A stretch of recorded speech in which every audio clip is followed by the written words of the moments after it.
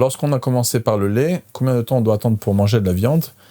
Alors, dans le Talmud, on ne nous parle pas de temps particulier à attendre, mais à l'époque des Rishonim, on fait la remarque qu'il y a des fromages qui sont considérés comme des fromages durs, et ça demanderait d'attendre 6 heures, un petit peu comme l'opinion pourquoi on attend après la viande. Une des raisons qu'on attend après la viande, le Rambam nous dit, c'est parce que la viande peut rester entre les dents. De la même manière, un fromage qui est dur, ça pourrait faire le même effet, et c'était un effet qui s'était produit, comme le mentionne le Maharam de Rothenburg.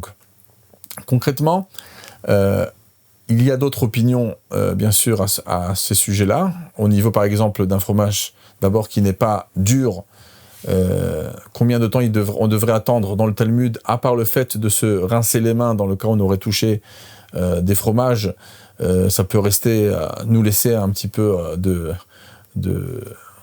résidus qui sont sur les mains. Dans les opinions, il y a des opinions qui disent qu'il faut tout le temps se laver les mains, d'autres opinions qui disent on regarde nos mains s'ils sont propres ou pas propres. Concrètement, de se laver les mains, c'est un minimum, aujourd'hui, au niveau de la halakha, comme c'est expliqué dans le Siman 89 halakha 2, dans le Chartaz. On a aussi le devoir, au moins, de boire quelque chose et de manger un aliment, pour un petit peu s'auto-rincer, si on peut dire, la bouche, pour les résidus du lait qui pourraient rester dans la bouche. Cependant, dans le Zohar HaKadosh, on nous parle, dans Parashat Mishpatim, d'attendre 1 heure après le laitage. Alors, le terme utilisé là-bas, c'est Sha'ata Chada, donc il voudrait dire 1 heure. Des fois, le terme heure, ce ne veut pas dire exactement 1 heure, mais c'est un petit moment.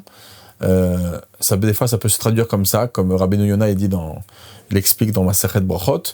Donc, c'est pour ça qu'il y a des opinions, chez les Ashkenazim, par exemple, c'est une opinion très populaire dans le rite Ashkenaz, c'est d'attendre 1 demi-heure. Dans le rite Chabad ou le rite séfarade, qui sont un petit peu influencés par la Kabbale, comme ceux qui suivent le Ben Ishraï, le Kaf HaChaim, en général, eux, ils optent aussi pour attendre 1 heure entière. Donc les rites Ashkenaz, plutôt 1 demi-heure.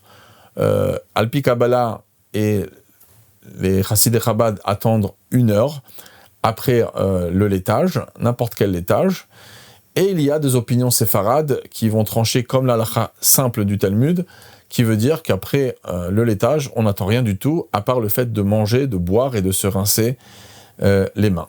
Voilà, c'est un petit peu... on a parcouru un petit peu quelques opinions, donc pour que chacun sait où se positionner en général. Sinon, s'il y a un doute, qu'il demande à son Rav exactement, parce que chez les Sfaradim, comme j'ai dit, ceux qui suivent le Ben Ishraï attendront 1 heure, ceux qui suivent le Rav Ovadia Yosef n'attendront pas du tout pour ça. Maintenant, pour les fromages durs,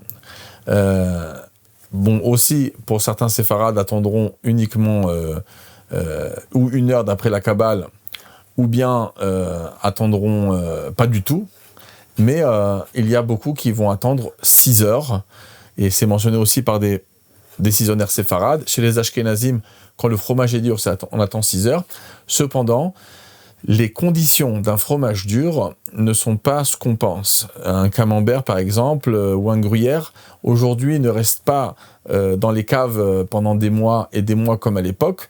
Il y a quand même encore certains fromages de grande qualité, comme le parmesan ou différentes sortes de fromages. Aujourd'hui, par Internet, on peut facilement savoir, selon la sorte de fromage, combien de temps ça reste. Sinon, on peut vérifier avec le rabbin qui a donné son tampon de cacheroute sur le fromage.